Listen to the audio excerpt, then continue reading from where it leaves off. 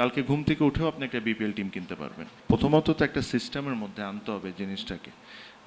এটা আসলে ফাইন্যান্সিয়ালি ফ্র্যাঞ্চাইজিদের জন্য plus even for the players এটা একটা সিস্টেমের মধ্যে আনতে হবে সো দ্যাট ইন রিটার্ন যে এই যে প্রত্যেকটা ফ্র্যাঞ্চাইজি আমি এটা নিয়ে বিভিন্ন টাইমে বিভিন্ন সময়ে বলেছি যে ফ্র্যাঞ্চাইজিরা প্রবলি 15, 16, 18 কোটি 20 কোটি টাকা পর্যন্ত একটা সময় খরচ করে ইন রিটার্ন তারা কি পাচ্ছে probably 90% is loss for them.